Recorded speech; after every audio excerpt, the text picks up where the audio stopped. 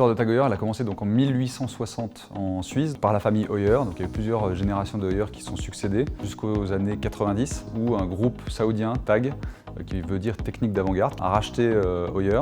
Donc c'est devenu Tag Heuer à ce moment-là. Ça a vécu quelques années de cette manière-là avant que ça soit racheté par le groupe LVMH en 1999. On est sur des montres de sport principalement, avec une ADN plutôt automobile. On veut proposer à nos clients vraiment un vrai produit horloger avec un rapport qualité-prix qui est imbattable. J'ai récupéré le service achat qui n'achetait que des composants, donc tout ce qui est rentré dans la nomenclature de nos produits. Donc on parle ici de boîtes, de cadrans, de bracelets, d'écrins. Et donc aujourd'hui on gère à la fois des fournisseurs directs, donc tout ce qui concerne les composants de la montre, et des fournisseurs indirects qui sont plutôt des fournisseurs de prestations ou hors production.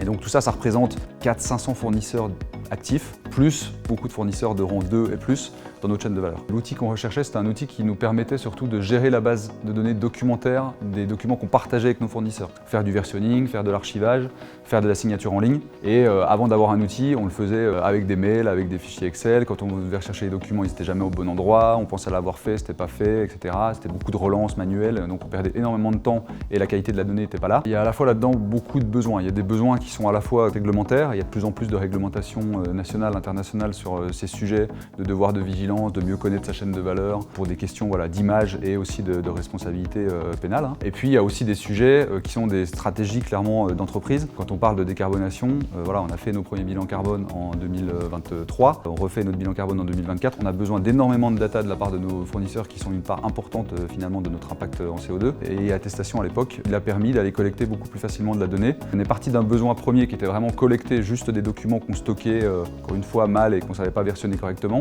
à comment on allait solliciter les fournisseurs pour avoir facilement de la data, la mettre à jour, la collecter, l'agréger. Et en effet, l'outil nous a permis de le paramétrer et d'avoir un parcours qui est personnalisé en fonction vraiment de la relation qu'on a avec le fournisseur et des risques, ou en tout cas des données qu'on veut gérer. Très rapidement, on a eu des taux de complétude qui étaient très bons. Quand je dis très bon, c'était au-dessus de 80% et sans y passer un temps de relance infini. Le gain de temps pour les acheteurs en termes de communication, de simplicité, de quels documents j'ai besoin de lier, le parcours en effet qui automatiquement déclenche des flux de documents et de questionnaires, tout ça, ça a été vraiment très bien apprécié et par la communauté fournisseur, en interne aussi, puisque encore une fois, ça se passait bien, on n'avait pas de grief et les taux de complétude étaient très bons et on avait rapidement les données dont on avait besoin. Je pense qu'on est remonté sur certaines chaînes de valeur jusqu'à des rangs 4-5.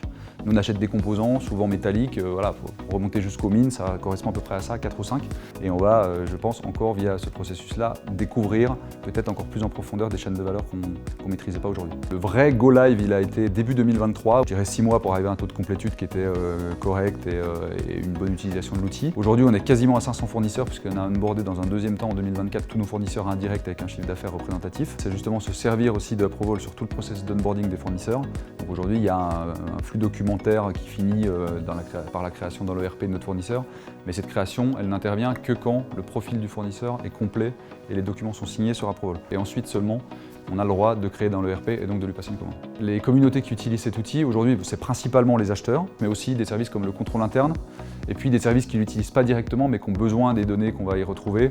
Aujourd'hui, ce qu'on va collecter, qu'on n'était pas capable de collecter avant Approvol, en tout cas de manière automatique, c'est quels sont nos fournisseurs qui sont certifiés ISO 14001, quels sont nos fournisseurs qui sont certifiés SA 8000, quels sont nos fournisseurs qui sont certifiés ISO 9001. Un fournisseur qui est ISO 14001, on va croire en la certification et on va considérer que le risque sur l'environnement, il est couvert par sa certification et sa recertification, bien entendu, on va suivre les dates de validité, etc. Par contre, s'il ne l'est pas, on va aller un cran plus loin sûrement dans la surveillance de ce fournisseur-là sur le pendant environnemental pour par exemple l'auditer. Quand on discute avec nos fournisseurs, globalement, le reproche qu'ils nous font aux directions achats en général, c'est que chaque client arrive avec son formulaire, son outil, etc. Quand on dit le supplier fatigue, il faut le résumer à comment on peut, nous, avec des synergies au niveau soit d'un groupe, soit même d'un secteur, comme l'horlogerie, avoir des outils ou des process en tout cas qui sont communs et qui permettent de simplifier leur vie sur des choses qui sont avec peu d'avantages compétitifs, voire pas d'avantages compétitifs du tout. Les messages que moi je veux véhiculer, c'est la simplicité d'utilisation, le fait que ça répond aux besoins à la fois des fournisseurs et des nôtres. C'est pas un client qui impose vraiment un truc super lourd à un fournisseur, ça répond vraiment aux deux. Et puis la capacité à avoir des outils qui peuvent être en grande partie communs au niveau d'un secteur ou au niveau d'un groupe.